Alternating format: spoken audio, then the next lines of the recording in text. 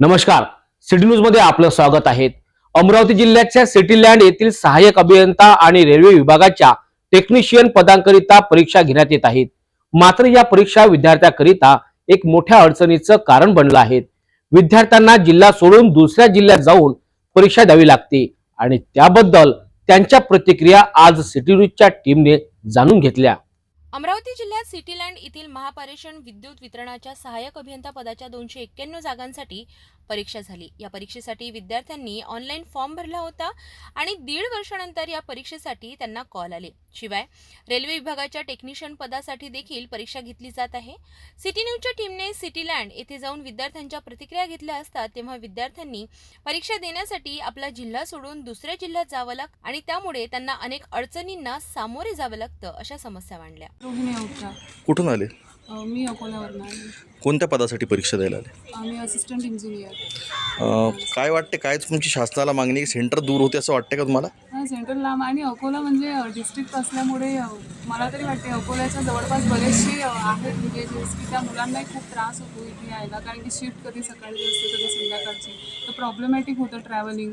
Most of the मुलींना जास्त face करावं लागतं गोष्टी। तर अकोला आहे म्हणजे प्रोव्हाइड करू शकतो अकोल्यामध्ये सेंटर जर अवेलेबल करून दिले तर तेवढीच हेल्प होईल स्टुडंटला, कारण त्या दगदगीच्या पिरियडमध्ये थोडं अभ्यासालाही हात लागू शकतो किंवा प्रॉब्लेमॅटिक होऊन जातं ना एक्झामला, मेंटॅलिटी आपली थोडं फ्रेश वगैरे असं।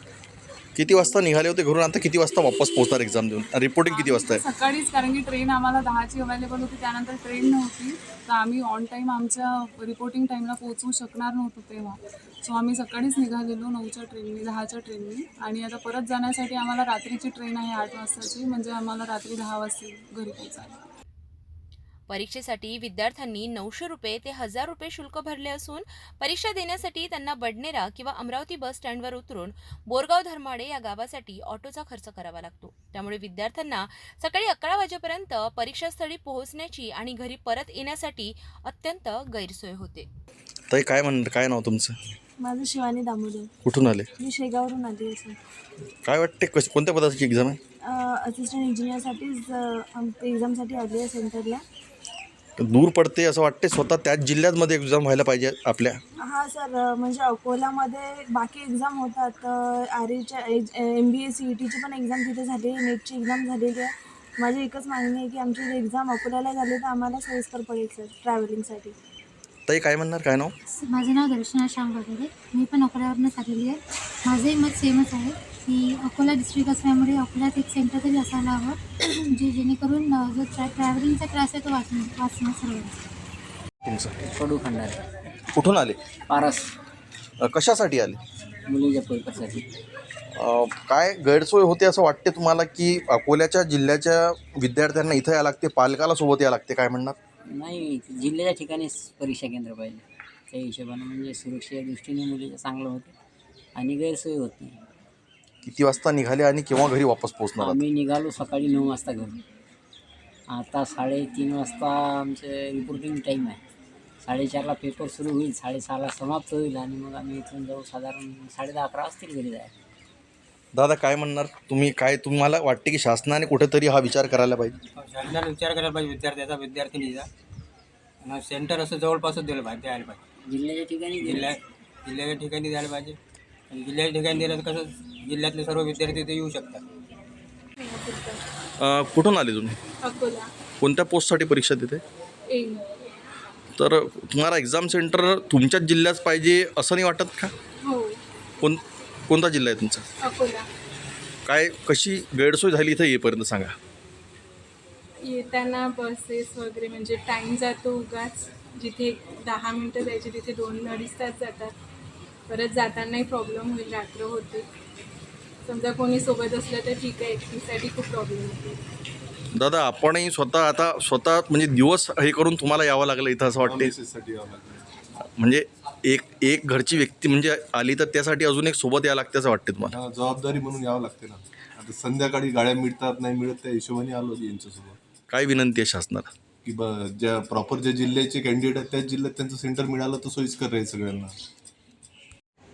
अमरावती येथील रहाटगाव जवळ सिटी लँड आहे आणि सिटी लँडच्या या मार्केटमध्ये इसार इन्फोटेक ही एजन्सी शासनातर्फे नेमलेली आहे, ज्याची इंजिनिअरिंगच्या ज्या परीक्षा घेतात. आज इथे रेल्वेच्या टेक्निशियनच्या एक्झाम झालेल्या आहेत, आज इथे असिस्टंट इंजिनियरच्या एक्झाम झालेल्या आहे. मागील 2 वर्षांनंतर या एक्झाम रखडल्या होत्या आणि आता राज्य सरकार आल्यानंतर ही एक्झामिनेशन होत आहे आणि ही परीक्षा देण्यासाठी विद्यार्थ्यांना त्रास भोगावा लागत आहे. विविध जिल्ह्यातून, महाराष्ट्राच्या विविध जिल्ह्यातून अमरावतीला दाखल झालेले विद्यार्थी हे बसस्टँडपासून, बडनेराच्या रेल्वे स्टेशनपासून त्यांना किमान इथे कमीत कमी 10 ते 12 किलोमीटरचं अंतर गाठून इथं परीक्षेला यावं लागते. ही गैरसोय शासनाने टाळावी अशी विनंती करण्यात येत आहे. खास म्हणजे ज्या महिला ज्या आहे, ज्या मुली आहेत, विद्यार्थिनी आहेत, त्यांना खूप गैरसोय होत आहेत. घरून सकाळी निघावं लागते 8 वाजता आणि एक्झाम सेंटरवर 3:30 वाजता रिपोर्टिंग करायचं आहे. 4 वाजता परीक्षा सुरू होते. 6 वाजता परीक्षा संपल्यानंतर इथून रेल्वे स्टेशन किंवा बसस्टँडला जाऊन गाडी मिळणे आणि आपल्या घरापर्यंत सुरक्षित पोहोचणे 10 ते 11 वाजतापर्यंत त्या विद्यार्थिनी घरी पोहोचतात. शासनाने कुठेतरी, महाराष्ट्राचे जे मुख्यमंत्री आहे देवेंद्र फडणवीस यांनी याकडे जातीने लक्ष दिलं पाहिजे आणि विद्यार्थ्यांना ज्या जिल्ह्यामध्ये परीक्षा आहेत त्याच जिल्ह्यामध्ये देण्याची मागणी इथे होत आहे. मी कॅमेरा पर्सन दिलीप सोबत हितेश किल्लेदार, सिटी न्यूज, अमरावती.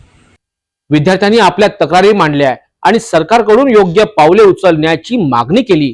अमरावती जिल्ह्यातील विद्यार्थ्यांना या परीक्षेकरिता असलेल्या गैरसोयीमुळे त्यांचे भविष्य अडचणीत येऊ शकते. यामुळेच या सर्व समस्याचे निराकरण करण्याची आवश्यकता आहे. सिटी न्यूजने विद्यार्थ्यांच्या समस्या समोर आणल्या आहेत आणि आता सरकारने तातडीने या बाबतीत निर्णय घ्यावा अशी अपेक्षा आहे. तुम्ही सुद्धा याबद्दल आपली प्रतिक्रिया व्यक्त करा आणि विद्यार्थ्यांच्या समस्याबाबत आपली भूमिका सुद्धा समोर आणा. धन्यवाद.